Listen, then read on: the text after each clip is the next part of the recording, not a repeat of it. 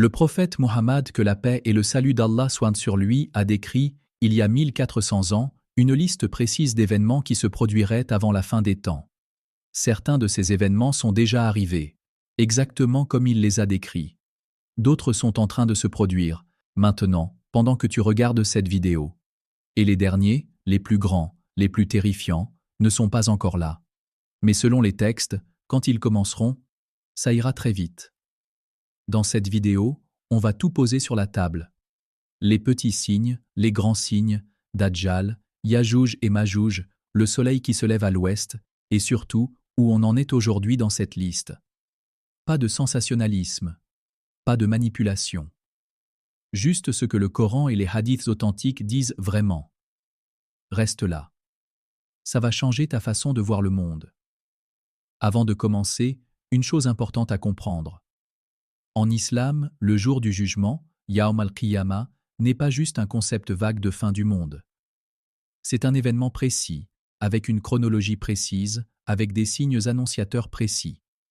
Le prophète, que la paix et le salut d'Allah soient sur lui, n'a pas dit un jour, il se passera des trucs. Il a décrit des scènes, des situations, des comportements humains, avec un niveau de détail qui, franchement, donne des frissons quand on le relit aujourd'hui. Les savants ont classifié ces signes en deux grandes catégories. Les petits signes, Ashrat as-Sa'a as-Sugra, qui sont nombreux, qui s'étalent sur une longue période et dont beaucoup sont déjà accomplis. Et les grands signes, Ashrat as-Sa'a al-Kubra, qui sont 10 événements majeurs, cosmiques, qui s'enchaîneront rapidement juste avant la fin. On va faire les deux, dans l'ordre, et je vais te dire, pour chacun, où on en est, accroche-toi. Les petits signes, il y en a des dizaines. Certains sont anciens, accomplis il y a des siècles. D'autres sont récents. Et certains te vont droit au visage. Signe 1. La mort du prophète, que la paix et le salut d'Allah soient sur lui. C'est le premier signe. Il est accompli. La fin des temps a commencé à ce moment-là. Le prophète, que la paix et le salut d'Allah soient sur lui, lui-même l'a dit. Ma venue et l'heure sont comme ces deux-là, en montrant son index et son majeur. Deux doigts ou très proches. Signe 2, la conquête de Jérusalem, mentionné dans des hadiths authentiques comme un signe précoce. Accompli au 7e siècle sous le calife Omar ibn al-Khattab. Signe 3. La propagation du feu sacré, une grande épidémie. Certains savants ont associé cela à la grande peste qui a ravagé le monde islamique au XIVe siècle. D'autres y voient des résonances plus récentes. Le débat est ouvert. Mais là, on arrive au signe qui te concerne directement. Signe 4. La compétition dans la construction des grands bâtiments. Le prophète, que la paix et le salut d'Allah soient sur lui, a dit « Tu verras des gens nu-pieds, démunis, bergers de moutons, rivaliser dans la construction de hautes tours. Tu vois Dubaï? Tu vois l'Arabie Saoudite? Tu vois les pays du Golfe qui construisent les gratte-ciel les plus hauts du monde depuis les années 2000 ? Ce sont des populations qui étaient nomades, bédouines, il y a moins d'un siècle. Je ne dis pas que c'est une preuve absolue. Je dis que la correspondance est troublante. Signe 5. La nudité et la désinhibition publique. Des femmes seront habillées mais nues. Cette phrase des hadiths est commentée par les savants comme une description de vêtements qui exposent sans couvrir. Tu fais le lien toi-même. Signe 6. La musique omniprésente et la normalisation de certains comportements. Hadith très clair sur ce point. La musique qui envahit tout espace, à tout moment, c'est littéralement la description d'un monde avec des écouteurs dans les oreilles, 24 heures sur 24. Signe 7. Le temps qui s'accélère. L'heure ne viendra pas avant que le temps ne se contracte, que l'année soit comme un mois, le mois comme une semaine, la semaine comme un jour. Subjectif, peut-être. Mais demande à n'importe quelle personne autour de toi si les années passent plus vite qu'avant. La réponse est universelle. Signe 8. Les guerres et le chaos généralisé. Il y aura des troubles, al-Harj, où le meurtrier ne sait plus pourquoi il tue, et la victime ne sait plus pourquoi elle est tuée. Une description du chaos aveugle, de la violence sans logique. Regarde les actualités mondiales de ces 20 dernières années. Signe 9. L'abondance de la richesse avec une ingratitude généralisée. Jamais l'humanité n'a produit autant de richesses. Jamais elle n'a été autant insatisfaite. Signe 10. L'éloignement de la religion dans les cœurs, pas forcément dans les apparences. Les gens prieront, jeûneront, porteront les signes extérieurs, mais les cœurs seront vides. La religion deviendra un costume social plus qu'une conviction profonde. Ce signe-là, il est le plus difficile à entendre, parce qu'il nous concerne tous. Voilà pour les petits signes. Et on n'en a vu qu'une sélection. Maintenant, les grands. Et là, on change de dimension. Hey, on est à mi-chemin et on n'a pas encore parlé de Dajjal, de Yajouj et Majouj, ni du soleil qui va se lever à l'ouest. La meilleure partie arrive. Avant qu'on continue, si cette vidéo t'apporte quelque chose, like maintenant. Pas dans 10 minutes, maintenant, ça prend 2 secondes et ça m'aide énormément. Et si tu penses à quelqu'un qui doit voir ça, envoie-lui.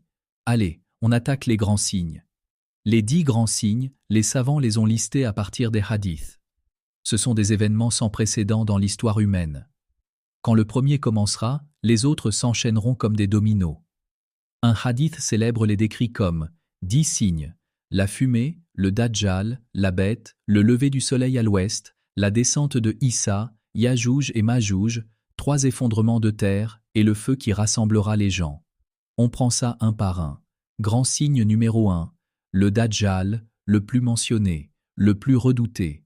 Le prophète que la paix et le salut d'Allah soient sur lui a dit « Il n'y a pas eu de prophète qui n'ait averti son peuple du Dajjal, depuis Noé jusqu'à lui. Chaque prophète a mis en garde contre cet être. Qui est Dajjal? Un être humain ou d'apparence humaine, qui apparaîtra à la fin des temps. Il sera borgne de l'œil droit. Il se présentera d'abord comme un homme pieux, puis comme un prophète, puis comme Dieu lui-même. Il aura des pouvoirs extraordinaires, il fera tomber la pluie, il ressuscitera les morts en apparence, il aura avec lui ce qui ressemble au paradis et à l'enfer. Et surtout, il séduira une immense majorité de l'humanité. Le mot Dajjal en arabe vient d'une racine qui signifie tromper, couvrir, masquer la vérité. C'est son essence. Il n'est pas fort parce qu'il est puissant, il est dangereux parce qu'il est convaincant. Le prophète, que la paix et le salut d'Allah soient sur lui, a recommandé de mémoriser les 10 premiers versets de la sourate Al-Kahf comme protection contre Dajjal, pas une armée. Des versets. La protection, c'est la connaissance. Il sera tué par Issa, Jésus, à la porte de Lod, en Palestine. C'est dit textuellement. Grand signe numéro 2, la descente de Issa, Jésus en islam.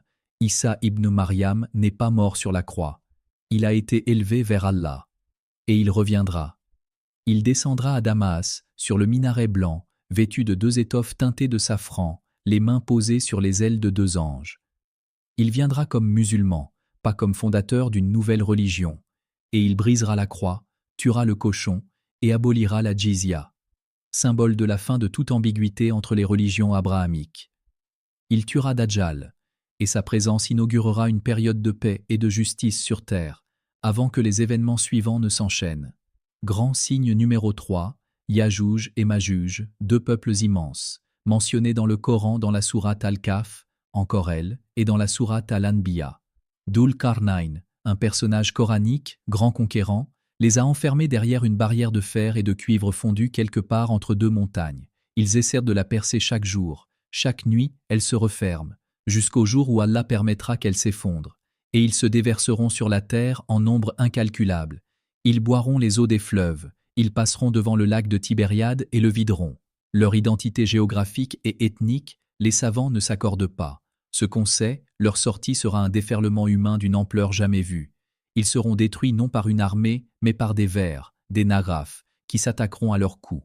Ce détail est dans les hadiths. Le plus puissant ennemi de l'humanité sera détruit par le plus petit des êtres. Grand signe, numéro 4, la bête de la terre.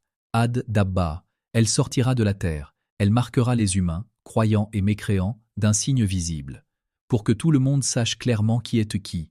Son apparition signe la fin du temps de la Tauba, du repentir. À partir de ce moment, les dés sont jetés.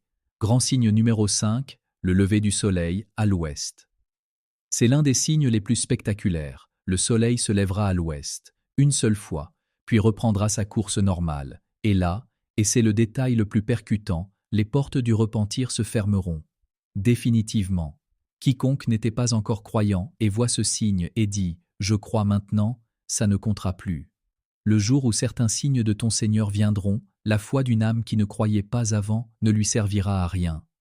Coran 658, un moment de bascule, irrévocable. Grand signe numéro 6, la fumée, Ad et Dukan. Une fumée épaisse envahira la terre, elle touchera les croyants comme un rhume.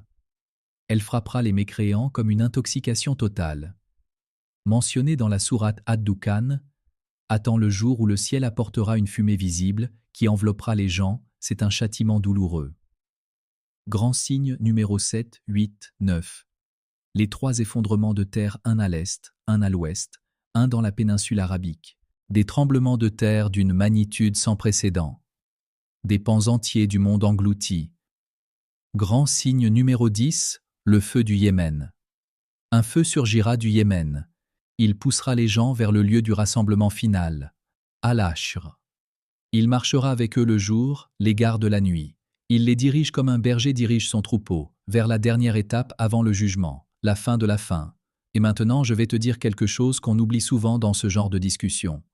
On parle des grands signes, de Dajjal, de Yajouj et Majouj, et inconsciemment, on se dit, c'est pour plus tard, c'est pas pour moi, je verrai bien. Mais il y a un hadith qui devrait changer ça immédiatement. Le prophète, que la paix et le salut d'Allah soient sur lui, a dit, la mort de chaque personne, c'est son heure à elle. Ton jugement. Dernier personnel, il peut arriver cette nuit, demain matin, dans 1 heure. Les grands signes, c'est la fin du monde pour tous. Mais ta fin à toi, elle a une date inconnue qui est peut-être très proche. Et il y a un signe que le prophète, que la paix et le salut d'Allah soient sur lui, a mentionné parmi les premiers. Un signe qu'on cite rarement dans les vidéos sur l'eschatologie parce qu'il est moins spectaculaire que Dajjal, mais qui est peut-être le plus important. Quand tu verras des gens sans scrupules prendre la tête des affaires, attends-leur. Des gens incompétents et sans morale au poste de pouvoir. Des gens qui ne méritent pas la confiance qu'on leur accorde. Regarde autour de toi. Regarde le monde politique, médiatique, économique. Je ne fais pas de politique, je lis juste un hadith. Le signe le plus banal est parfois le plus éloquent. Alors voilà où on en est. Les petits signes, pour la grande majorité, sont accomplis. Certains se déroulent sous nos yeux en ce moment même. Les grands signes, aucun n'a encore commencé. Mais leur déclenchement, selon les textes, ne sera pas graduel. Ce sera soudain, enchaîné, irréversible. Ce que l'islam dit sur la fin des temps, c'est pas un film catastrophe, c'est pas du sensationnalisme, c'est une feuille de route, pour que celui qui sait se prépare, pas dans la peur, dans la conscience. La différence entre quelqu'un qui connaît ces signes et quelqu'un qui ne les connaît pas, c'est pas que le premier aura moins peur, c'est que le premier comprend ce qui se passe. Et comprendre, c'est déjà une forme de puissance. Soyez dans ce monde comme un étranger ou un passant. Hadith du prophète, que la paix et le salut d'Allah soient sur lui. Un passant ne s'attache pas trop à l'endroit où il s'arrête. Il sait qu'il repart. Dis-moi dans les commentaires, quel signe t'a le plus frappé? Lequel tu ne connaissais pas avant cette vidéo? Et une question pour toi, est-ce que tu penses qu'on est proche de l'apparition des grands signes? Ou est-ce que c'est encore loin? Je lis tous les commentaires, vraiment. Abonne-toi si c'est pas encore fait, parce que la prochaine vidéo, on va parler de Dajjal en détail. Qui il est, d'où il vient, comment le reconnaître, et surtout, comment s'en protéger. C'est le sujet le plus dense de toute l'eschatologie islamique. Tu veux pas rater ça. À très vite.